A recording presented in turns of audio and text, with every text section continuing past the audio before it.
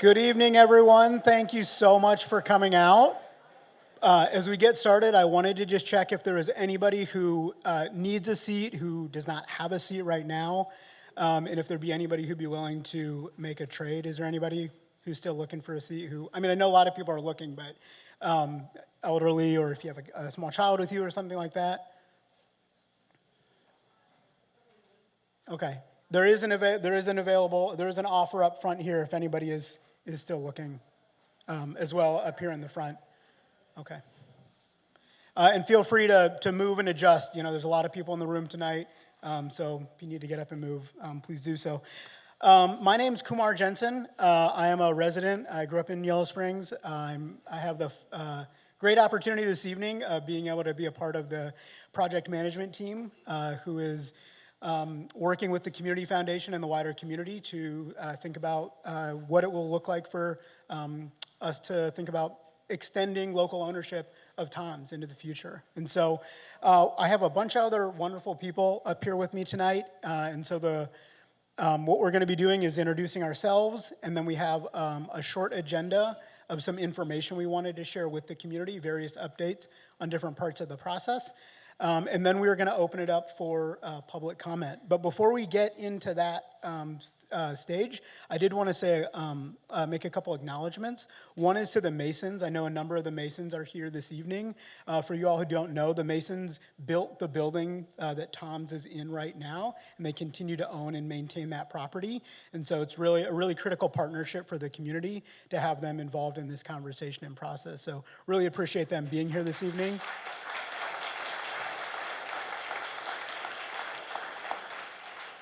Lots of thanks and acknowledgments to go around, but I also just wanted to say an acknowledgement that Jeff and Tom are both here this evening. Jeff is up here with us right now to also share a little, some updates as we move forward, but just really appreciate having the current ownership with us and the recent past ownership with us as well. So before we get into that agenda, I have a couple other folks that I'd like to have introduce themselves. One of the things that we're going to do as we introduce ourselves is share one of our favorite things about Tom's, or favorite things to purchase at Tom's. I'm going to go way back and just say that when I was a kid, I loved going to Tom's for a lot of reasons, but one of the things I really loved was they used to have Hot Wheels cars up above the dairy and the eggs and where a lot of that stuff is, and I would always try to work up the courage to ask my mom or dad. Usually my mom would be like, can I pick out one car? So, here's to hoping that maybe we can get Hot Wheels back up there someday. Chloe. My name's Chloe Maynor, and I'm one of the programs manager at the Yellow Springs Community Foundation. I run the YS Equity program, do a lot of work with food security and emergency funding in the village as well. My favorite thing to buy at Tom's, definitely chicken pot pies, especially this time of year. Hi, I'm Leela Klein. I grew up in the village, live in Dayton now. I was one of the co-founders of Gem City Market, which is a cooperative grocery store currently operating in Dayton, Ohio. I'm going to steal Kumar's and share a memory. My favorite memory of Tom's is Allison Buck's 12th birthday, when sorry if her family's here, we snuck out of her house, which was right around the corner from downtown, and we went to Tom's and we bought Lifesavers because they crunch, they like spark in your mouth if you crunch them. Kids, don't do that, that's bad. Hi everyone, my name is Cheryl Gardner and I'm the Executive Director of Co-op Dayton, which helped incubate Gem City Market. And I could say at our local food co-op, my favorite thing to buy is anything from the hot deli, because I'm one of those pesky millennials who refuses to cook, and so that's how I feed myself. And I'm sure that y'all's hot deli is great too. Hi everyone, my name is David Butcher. I'm an M&A consultant during the day. I'm also on the YSCF Finance Committee.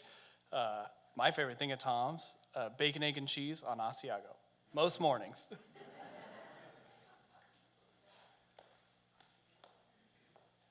Hello everyone, I'm Gina Marie Cox with the Yellow Springs Community Foundation, and my favorite thing is Pinconning cheese. I used to go to Pinconning, Michigan to get cheese, and now I just go to Tom's. It's much easier.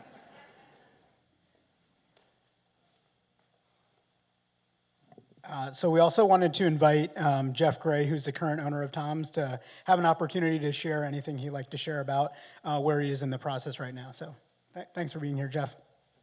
We want to know what your favorite thing Hello, Jeff Gray. I currently own the store along with my father, Tom, who is here in the back.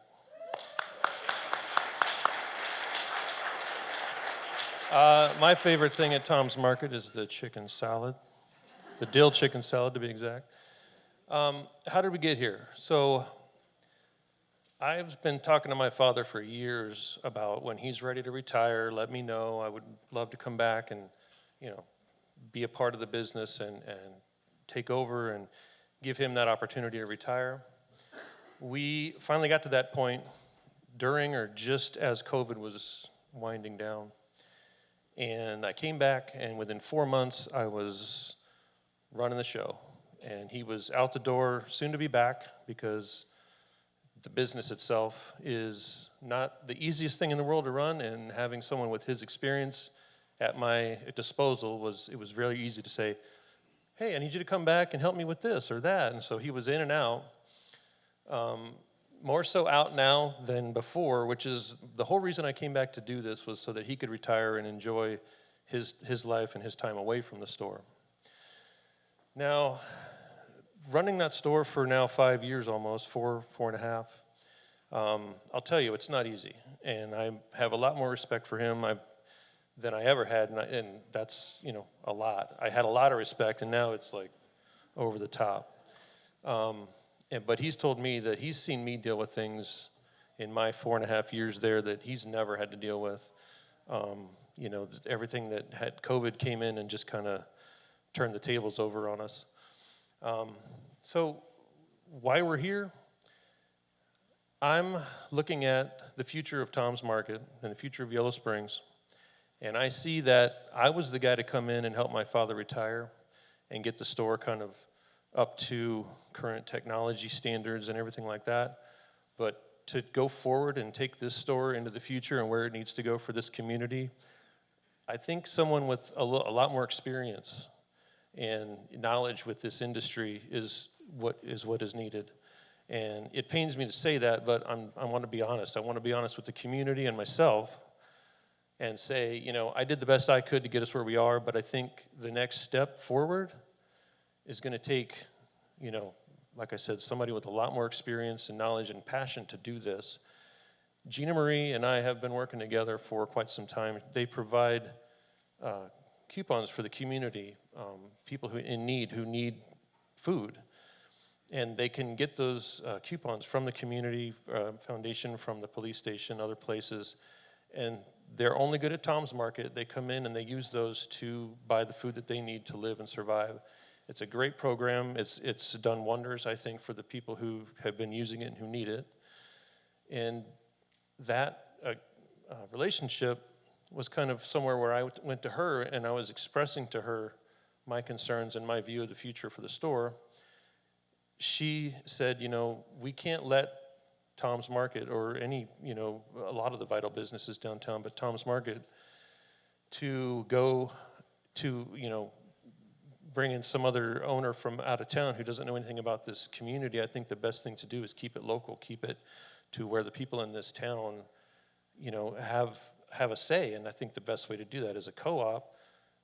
And I can't remember exactly how the conversation went, but that's how it ended up. And I just said that would be awesome, and took off from there. And then now here we are.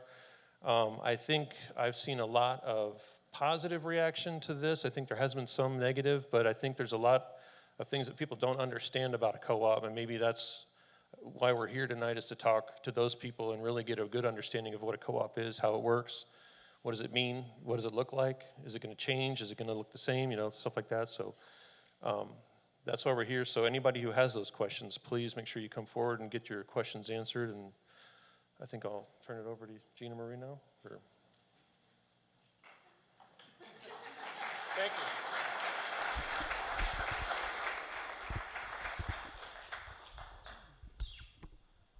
So, foundation, why the foundation? So, as Jeff said, We've had a lot of conversations over the last year about the business and how important it is to our community.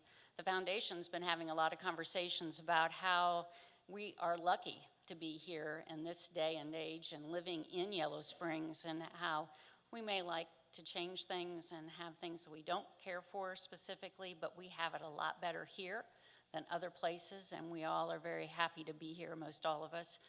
We have a vibrant community, and how did we get that, and how do we keep it?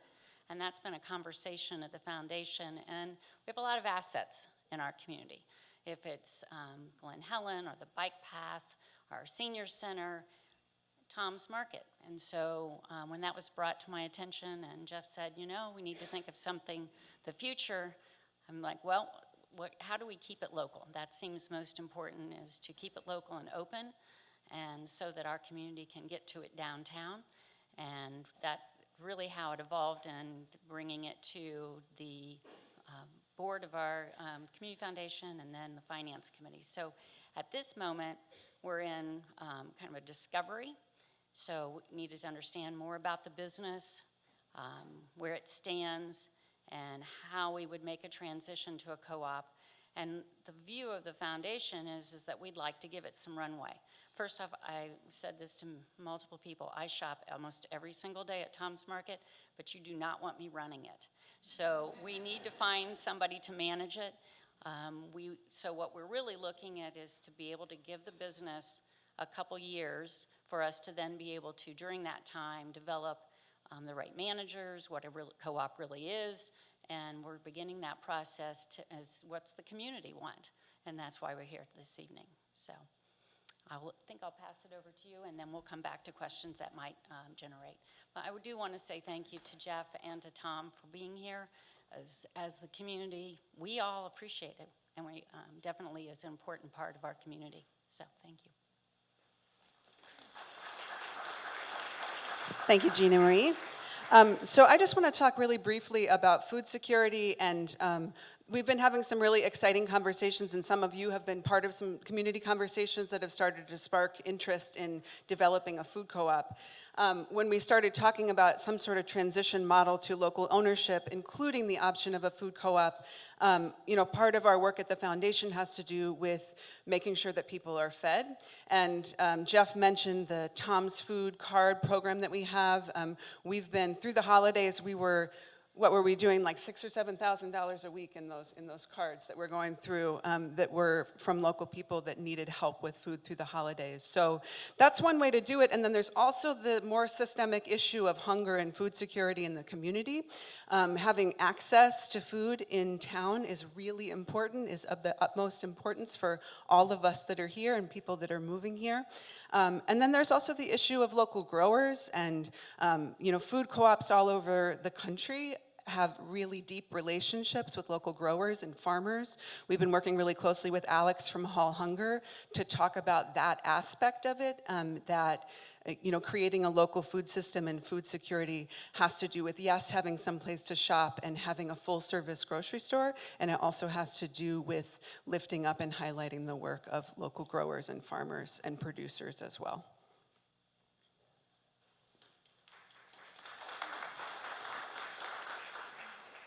I realize I didn't explain the handouts that you have, so I just wanted to, our next speakers are going to talk about some of them. So there are two handouts that look very similar.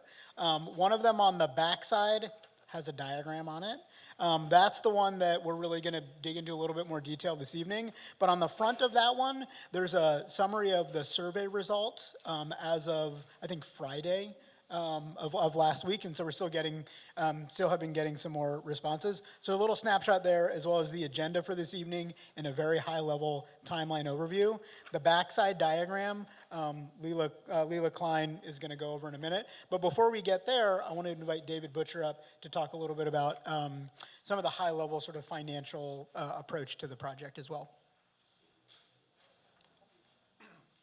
So yeah, I think a lot of the reason why we're here is to talk about the co-op model, and we can get into some of that.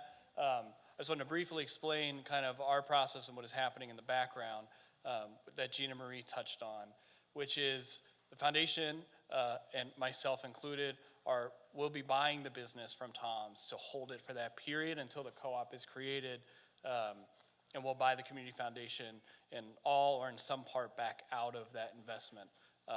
So like Gina Marie said, the goal is not for her specifically to be running it, but it's a large investment in the community. I think it's a valuable strategic move for the foundation.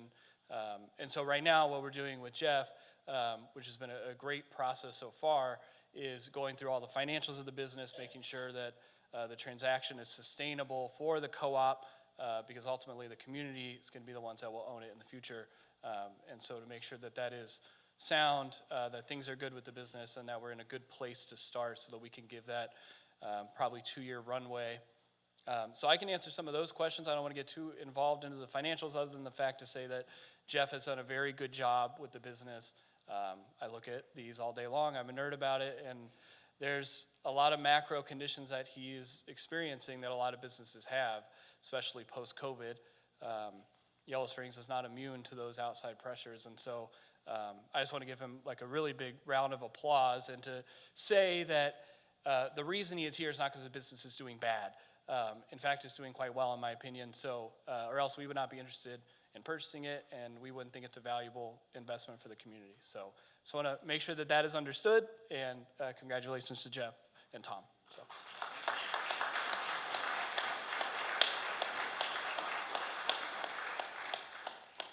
Thank you. So many of you have asked the question, what is a co-op? So we want to keep it simple for you. A co-op is owned and controlled, which is the decision-making part, by its members for the benefit of those members. And so that gives you all the opportunity to own the important resources in your community, to make core decisions about those businesses, and to receive any profit that comes as a result of you shopping there and pouring your hearts and souls into making sure it's successful. And I know a couple of folks asked in the surveys, how is it structured? How will it run? None of us have run a grocery store except for Jeff and Tom. And so typically, you all as the members will set the priorities. Like, what is important to us that the co-op does? Like, we want it clean, we want affordable food, we want local produce, all of those things. You'll have a board that'll be responsible for setting strategies to make sure that those things happen for you all as the owners. And you'll have a professional management team who operates the grocery store and makes sure that it's successful. And so I'll pass it to Leela to talk about the timeline of how we get there. Hi. So this is, on the back of your handout, you'll see kind of like, this is an example timeline, because truly we don't really know what's ahead of us, but this comes from information from a national co-op organization called Food Co-op Initiative, and it kind of aligns with the process that we took in Dayton. And you see it's not a straight line. A lot of things kind of happen at the same time. But if this kind of process moves forward, you can kind of think of Tom's as being kind of held by a holding company for a period of time to allow the community to build our co-op that would then buy Tom's from the community foundation and operate it as a cooperative. And as Sherelle said, that means that kind of governance structure. So there's kind of 3 things that have to happen. We have to build the people power and the infrastructure to hold the people power. So that's like, we need to recruit members. We need to figure out how we're communicating with members. We need to figure out, like, how do we want to elect our board? What does that look like? So that's kind of the people power side.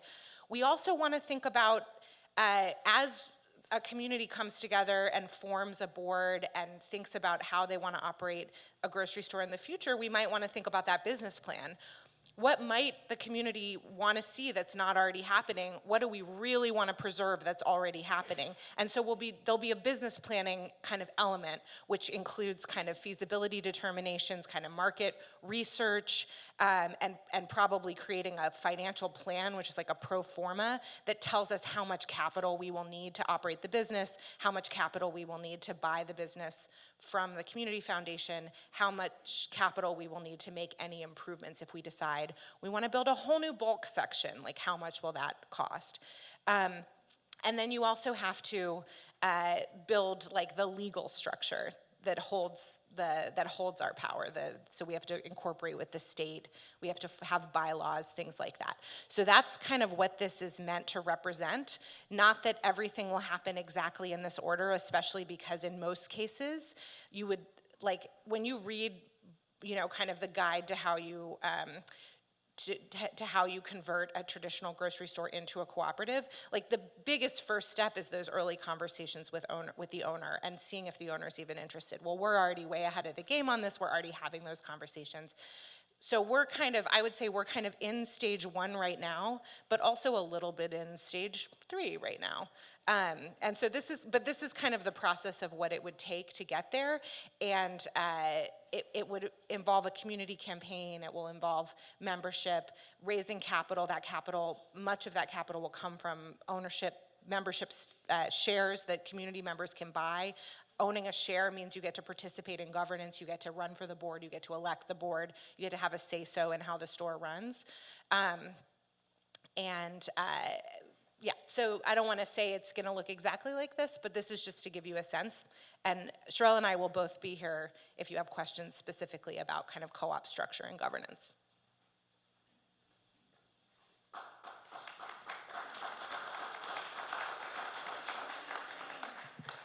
All right, the moment you've all been waiting for. First of all, thank you to everyone who shared. What we're trying to do is help keep folks updated on what the process looks like, how decisions are being made. And so I wanted to say a couple just quick things before we move into our comment period.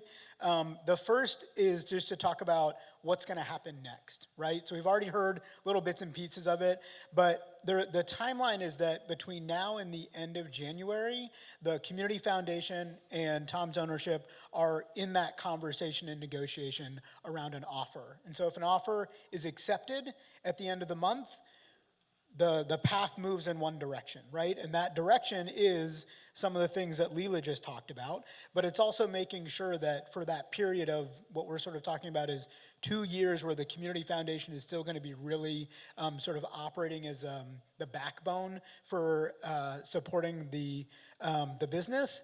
We're going to need to bring in another manager, right, to learn the ropes and be able to take care of the business and make sure that it's functioning as we're doing all of the other work towards community ownership and maintaining local ownership of the business. And so as we think about those timelines, right, we're in a little bit of a holding pattern until the end of the month. And after the end of the month, we'll have better clarity as to what pathway we're looking towards. And so just wanted to be clear that there is a sort of a timer, and we're getting pretty close to the end of that. And so we should have some good clarity coming up. The other thing I wanted to just mention is that we have these comment cards that folks were distributed. If you don't have one and you would like to fill one out, there are some at the back of the room. We also are about to move into the public comment period where people can come up and provide live comment. So we have a microphone up here. From a timing perspective, it's about 6:30 right now. We advertise this meeting is going until 7 p.m. We want to respect people's time. But we also aren't just going to cut it off right at the end there. So, we're going to try to get to as many questions as we can this evening. I'd really like to stress, folks, that I know we have a lot of stories and memories and things that we want to share, but for tonight, I'd really love it, you know where I'm going with this, right? Really love it if we can really take advantage of the expertise that we have here to learn and to have some of our questions answered, right? So do we know where the clipboards are? There are 2 clipboards going around. If you have a clip, oh, it looks like Maria has them. Great. Can those come back up to the front? We're going to use this to call people up to the front to make their comments, and then whoever is the right person up here will respond. Okay, we have very few. I don't know what's good. This is weird. I don't know what's going on. You all don't want to talk? I'm going to call up 3 people at a time. If you can come and stand over here. The first name will come up to the mic and get to go, but just to try to keep things moving smoothly. And I do acknowledge there were 2 sign-up forms. So if I call your name and you're like, oh, I meant to just put my email down, that's totally fine. The first person I have is Vernon Dunlap, Denny Smith, and Al Schluter. They're the first three folks.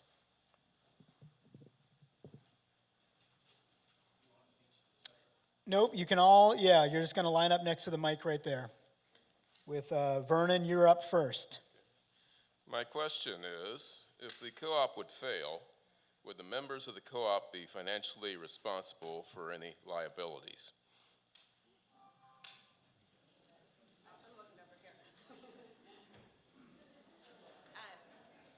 So the co-op itself is responsible for the liabilities, but as an individual, you're responsible up to the amount of your share buy-in. So you could, if you, let's say you buy a share for $100 and then the store does really, really well and you'll have a capital account, your part of the store gets really, really big, and then the store fails, you could lose the money that you've invested in it.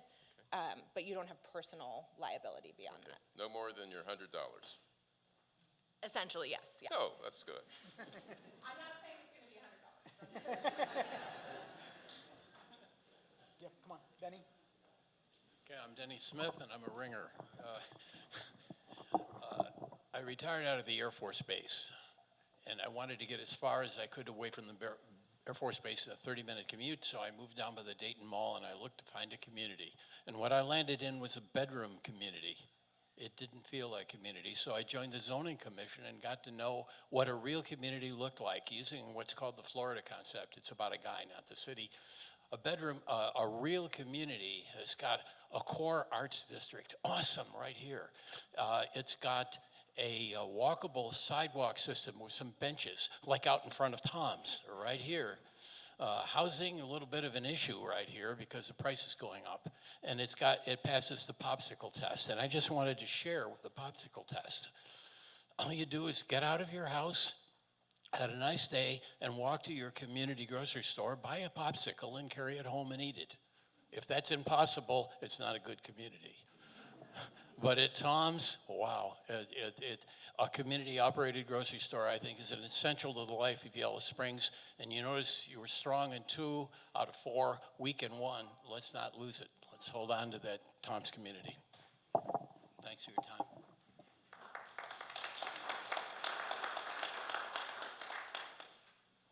I want to share something that's only peripherally related. I've owned what was called Rabbit's Run Farm, and for many years, John Funderburg, who was the produce manager at Tom's, bought cucumbers and okra and a lot of stuff from me. Since I've retired, I've been still growing things, bring it to the farmers to the food pantry when it's open. And I want to tell you, the people at the food pantry are so appreciative of the fresh vegetables that come there.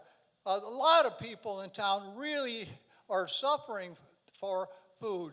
Now, what does that relate to?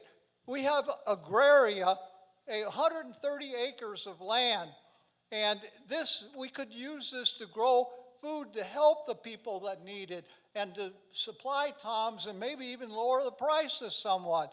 We've started the Agraria Learning Garden. There are 5 high school students that are working with us for their community service to grow things. I think we're going to grow maybe 10,000 pounds of vegetables this next year. And so if we had look at all these people, if we just got a little volunteer effort, we could do a lot to solve the food need in town.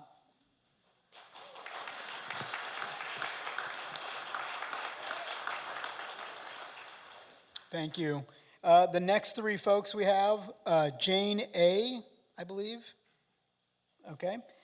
Donald, and then we have Dan and Kathy Beverly. Are any of those folks still interested in speaking? No? Oh, okay, just signing in. Excellent. Well, thank you for signing in. We're on to Lisa Parker and Blythe. Blythe, okay. Yeah, come on up. Is there anyone who didn't get to sign up that would like to come and sign up? You could just raise your hand right now. Okay, great. We'll come back to you. All right, Blythe, go ahead. Hi. I'm curious about the numbers.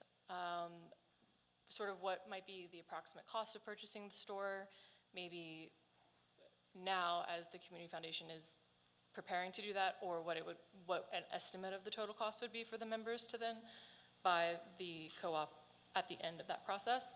And then also if there's been any estimate of like a potential number of members, either by, you know, numbers in the community or based on feedback that you've gotten from surveys or something like that.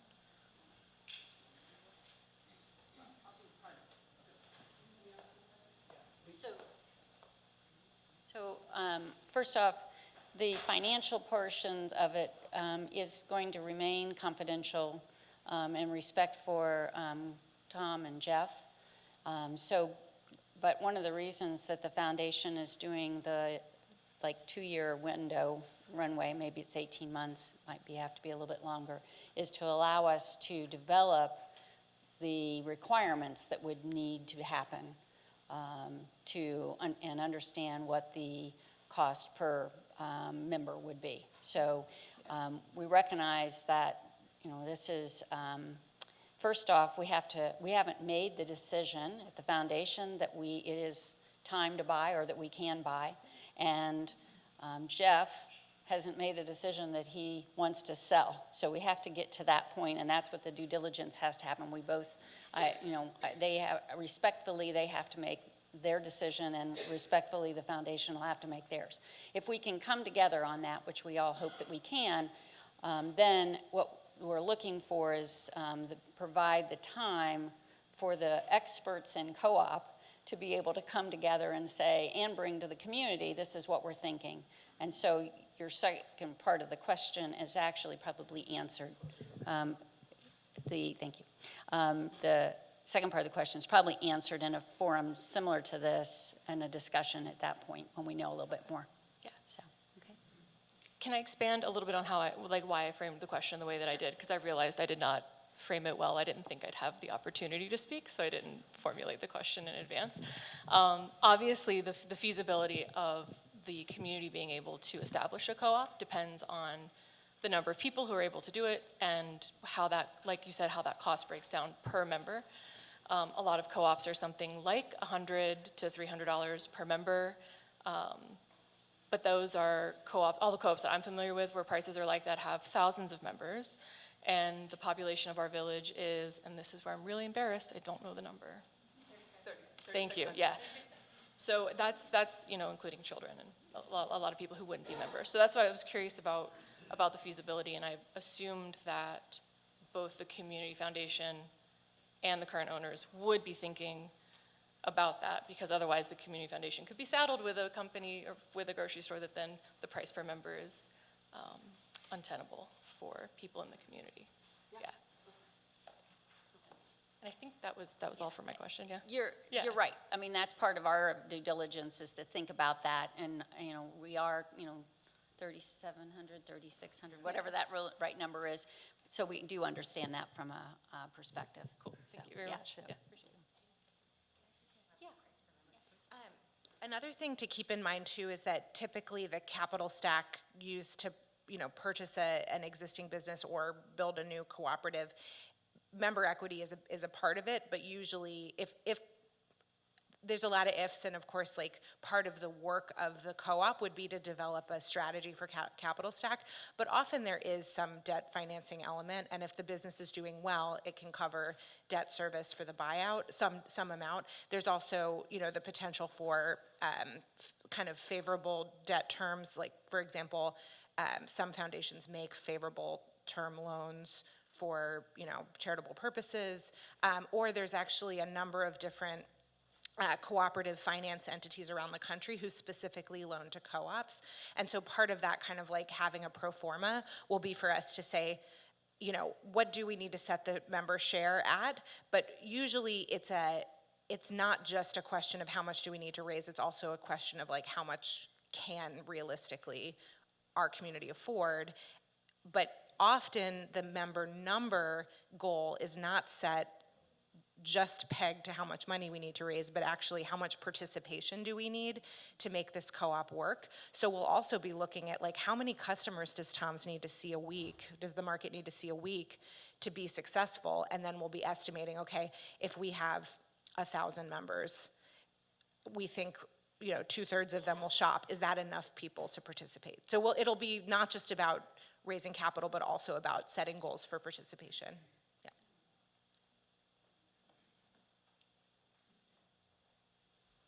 All right, our next three folks, and if at any time you can't hear folks, if you're in the back and you can't hear folks, like wave your hand or just let us know. I know we got to do a better job of speaking right into the mic, but there we go. Linwood is over here telling us you can't hear. Okay, the next three people I'd like to invite up are Jody Frisbee, Karen Gardner, and Riley. What? No, I think it's just...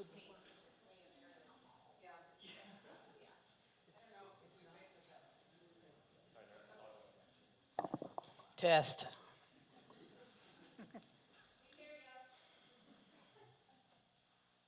I just want to thank Jeff for hiring me for 2 years. I see so many faces I recognize I could cry right now. Thank you for coming in this cold. And it's going to work. The energy in this room, the talent in this town, it's a new beginning and something to work on and enjoy, whatever your skill is. And with that, I yield to the next.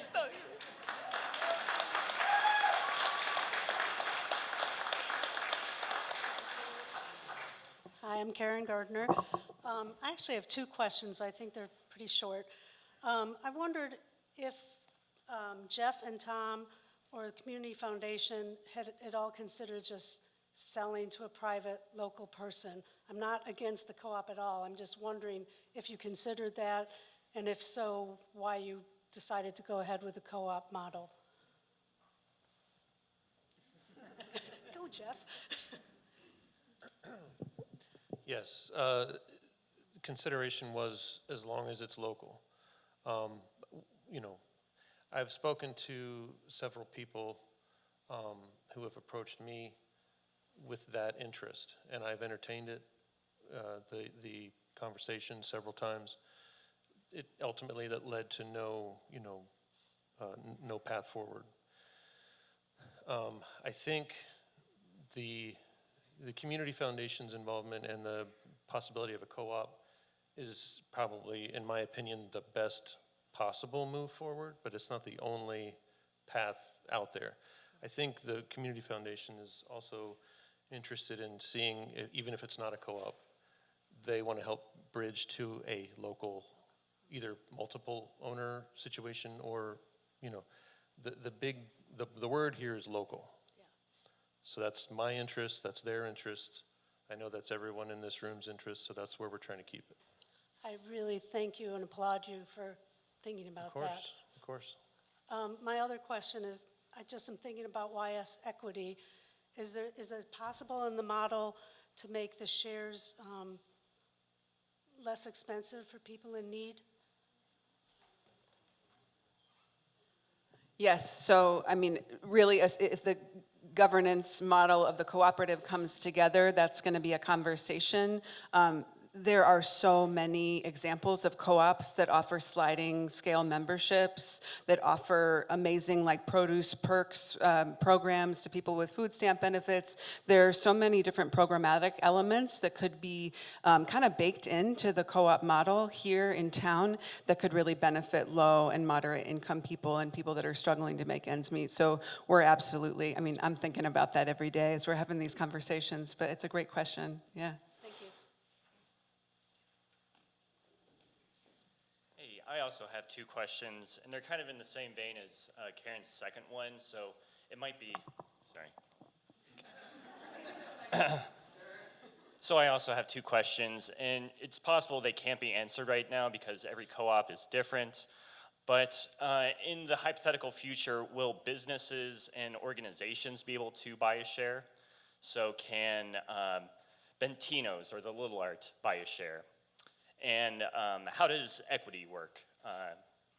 Like, if Bentino's buys $1,000 of shares, do they have more bargaining power than my share for $100?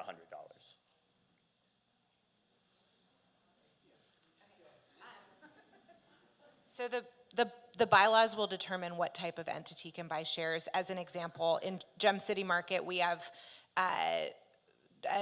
one class of membership that is only for individual human people, and that is the class that has all the governance rights and participates in all the patronage. But we also have a second class, which is called our supporter membership, which can be purchased by an entity. And so during our development, like pretty much every church, the Catholic diocese, all the union locals, they all bought shares in Solidarity. They do not vote. They're not voting shares, and they don't participate in profit if we're ever profitable. But to your question about, so a co-op is an entity under Ohio law, and a co-op is a one member, one vote structure. So Bentino's could theoretically buy, like if you had a B-class share, or you had there's other ways that you could get more equity in, but it would still be one member, one vote. That's like fundamental to a co-op.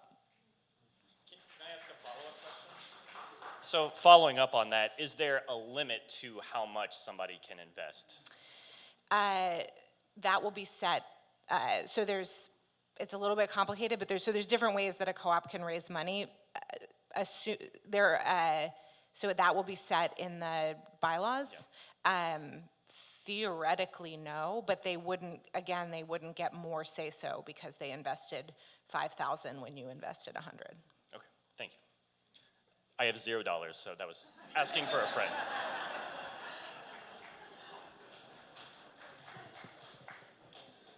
All right, our next three folks, Kate Leviscante, Michael Jones, and Mitzi Miller.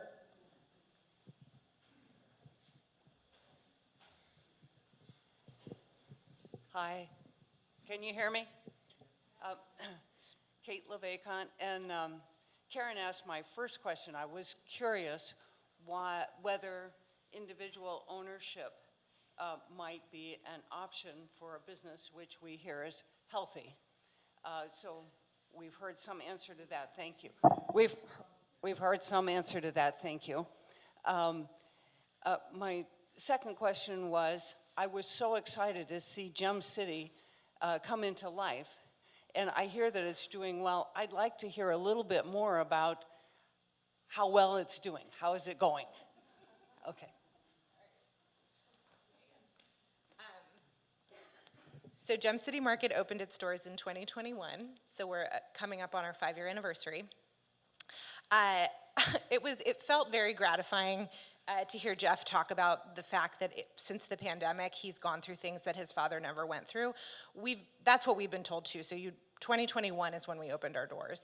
And so the entire industry shifted under our feet from the time we wrote our business plan and developed our pro forma and all of that. I think considering that, we're doing okay. It's been tough. There's been, kind of historic food price inflation since we started operating, and so we have a really challenging time keeping our prices relevant to our customers, keeping in mind that we're operating in a community where the median household income is $28,000 a year.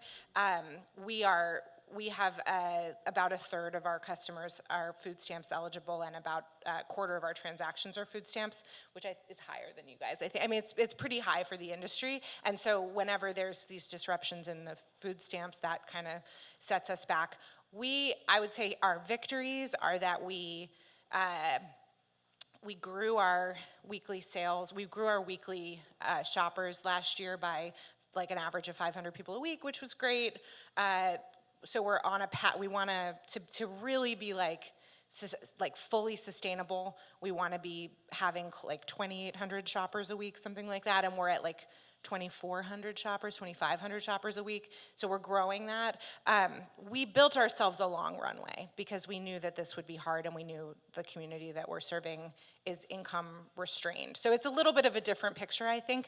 I will say there are so many examples of very profitable cooperatives around the country grocery cooperatives. I don't know that Gem City Market will ever be profitable, but that we set out with a different mission. I think if Tom's is currently going beyond breaking even, if Tom's is currently profitable, then you can expect the co-op will also be profitable because it'll operate under similar circumstances, but with all of your like deep input and engagement and buy-in, if that makes sense. Did that answer your question? Yes, okay. Before we get to our next speaker, just wanted, some folks have been letting us know that the conditions outside, the road conditions are getting pretty slippery. The steps also, we have tried to put some salt down, but just please be very careful as you're leaving this evening, both when you're leaving the building, but also if you're driving or walking or biking home. It's getting pretty slick out there. Michael, you're up next. Since I buggered my knee, and I don't drive, a lot of people got to know me, okay? And they say, hi, Mike, and I don't know them from Adam. But, so what I notice, what I like about my situation is because I don't drive, I've lowered my carbon footprint. And the one thing that remains is my thoughts about how many times do I have to leave the village to go to a mall for something? So one thing to think about is now that the hardware store has left us, we have to go to the mall to get a little box of screws and bolts, okay? Because they're not in the county, okay? And the hardware store in Cedarville also has closed, so there's nothing close. That means if you have a consciousness about your carbon footprint, you realize you're part of the problem every time you go to the mall. Now, I'm going to partly contradict myself, okay, which is that the question is there are some very interesting places to go shop for food in Dayton, like Dorothy Lane Market. Karen and I we did most of our shopping here, but once every few weeks we would go to Dorothy Lane. Now, there was never any conflict in our minds, and probably not with Dorothy Lane, that we were coming in and using their skills and their vision to get something interesting. And I would like to continue that. And maybe if a bunch of people feel kind of like I do, that they don't need to go into town every day, there could be a bus that could load up people and give Dorothy Lane or a similar place a kind of momentary deluge, which they would be proud of because it's a signal to them that they're doing very right things. So that would be about enhancing a relationship. And I would participate in all of that. I'm ready to stop going to the mall. Okay. Okay, that's it.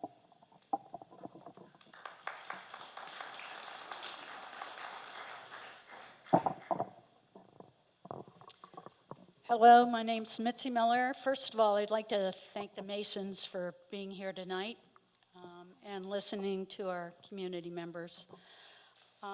My question would be for Gem City. Part of it is, I'm interested in your arrangement with the owners of your building, and the kind of lease you have.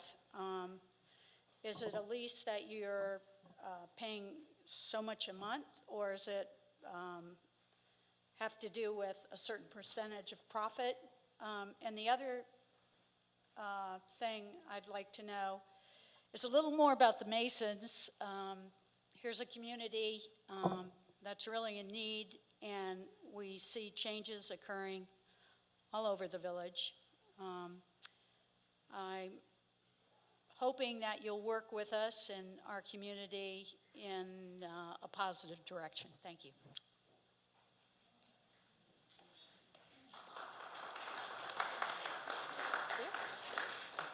That's a great question, and I hear some, or potential future interest in real estate co-ops that we can talk about.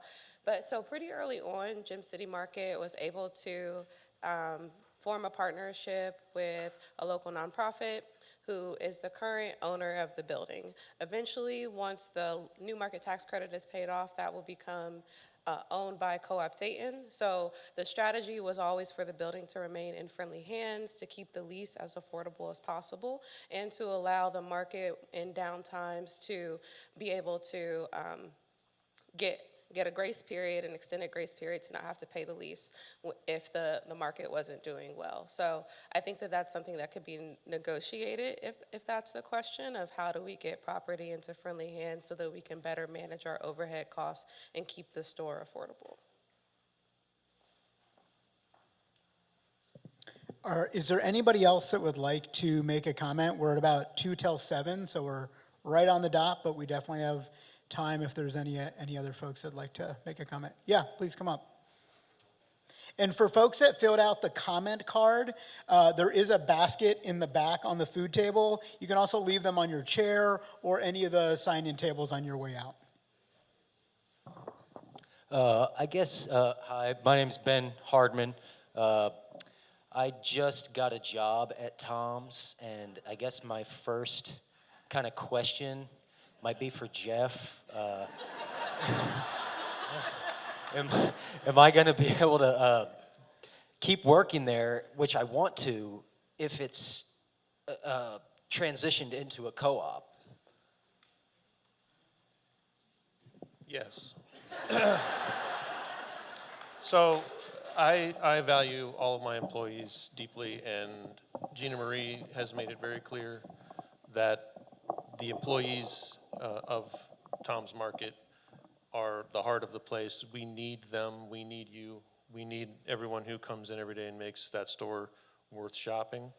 So I basically said, you know, that's part of the deal.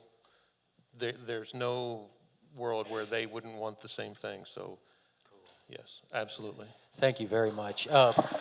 Also, where I was working before was for Peach Mountain. Some community members might know Peach Mountain for 13 seasons, and I got to really see firsthand how food democracy works on a real local level. And I'm sure a lot of you guys know Doug and Leslie, and I don't know if a lot of people know that this is their last year farming, which is, it's really bittersweet. And just to kind of piggyback on what Al was saying, if we could grow stuff locally and, you know, share it with the co-op, which is kind of my ultimate goal, to kind of take what I learned from Doug and basically turn it into my own little market garden / co-op. And I would love,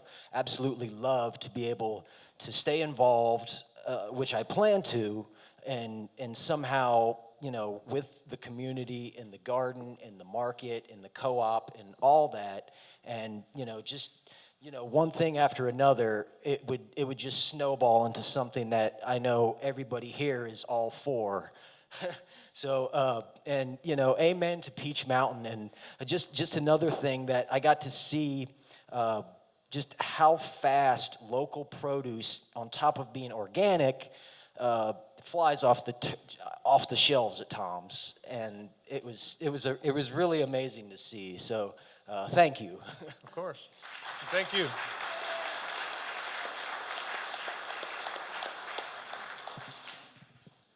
All right, last call. Okay, well, thank you all so much for coming this evening. Please get home safe. We will be sharing some updates. Oh, we got one person, one more. This is silly and quick. I moved to Dayton almost 3 years ago. I moved from Buffalo, New York, where the Lexington Co-op was started ages ago. It now has 2 locations in the city, and it is one of the greatest grocery stores I've ever experienced in my life. I'm so excited for Yellow Springs to take this on. It's going to be worth it. You're going to be proud of it, and you're going to have great quality food that's affordable. And so see it through. Make it happen.